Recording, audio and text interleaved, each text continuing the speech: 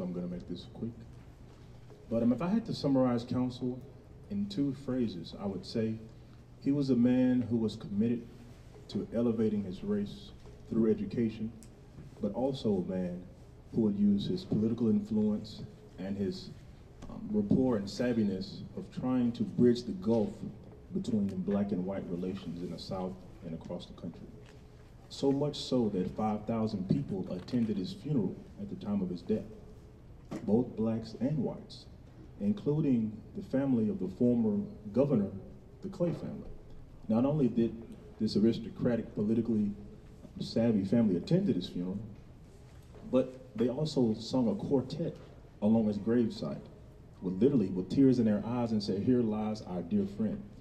So what kind of man was Dr. Councill to attract so many people to attend a former slave's funeral in 1909? Where did Councill come from? Councill came from North Carolina. He was born in 1848. He was sold to slave traders who took him to the famous Richmond slave pen in Virginia, famous Richmond slave pen. Slave traders would then take him to Huntsville, where he was sold or purchased by D.C. Humphreys, which was Madison County judge.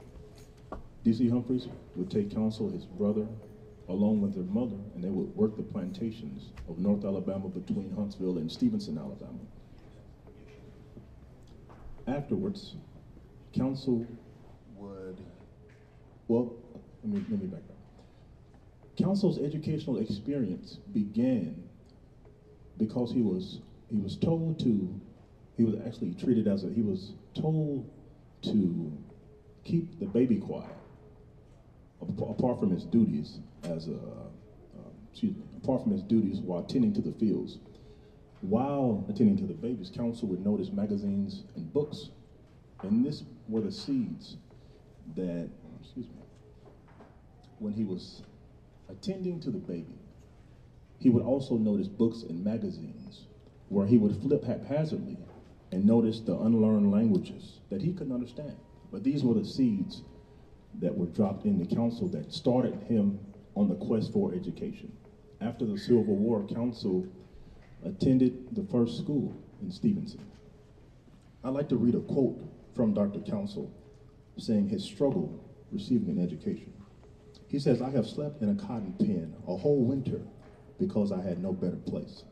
I have washed an only shirt and then sat in the shade of a tree while it dried. I wore a pair of Yankee drawers for pants a whole winter. I wore low-cut shoes in winter without socks. When a boy, I never had an undershirt, nor dreamed of an overcoat. I plowed once 3 days for an old leaf green arithmetic," which was a book. "I only had split cedar for light for 3 years. Later, I walked 3 miles 3 times a week for lessons a week in physics, chemistry, and paid a learned professor 50 cents for each lesson. God forbid that any boy, white or black, should ever be forced to battle against such odds." Afterwards, Councill would come to Madison County after he left Jackson County and established the very first African-American school outside of the city known as Lincoln School. After Councill established Lincoln School, he would jump into politics. He used politics to establish deep educational roots. 5 or 6 years later, he would have formulated and established what we know as Alabama A&M University today, which was established May 1st, 1875. Although we know Councill primarily from being an educator, Councill was a religious leader, an editor of his own magazine, a lawyer, an author, a famous orator, and an internationally known speaker. But to stay along with the theme, civil rights 50 years later, let's take it and say civil rights 126 years later. In 1887, Dr. Councill bought a first-class ticket, traveling along railways, traveling from Chattanooga to Atlanta. The federal government created the first regulatory agency known as the Interstate Commerce Commission. It was originally established to protect farmers when they would ship their produce along railways. But they also gave the agency regulatory authority to make sure that all passengers were treated fairly.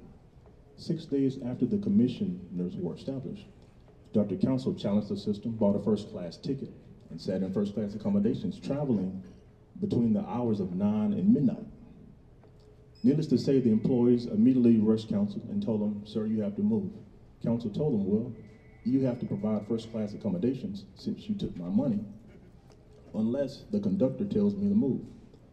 The men proceed to the conductor. The conductor comes back along with a few brakemen, again and proposed Dr. Councill, "Sir, you have to move."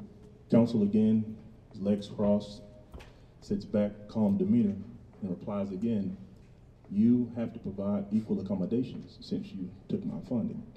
Without a second's notice, one of the men strikes Councill with a lantern. Blood begins to pour from his face. Councill fights like a raged lion, but it takes 2 or 3 to detain him. They throw him into the Jim Crow section or the colored section. At this time, Councill's a lawyer.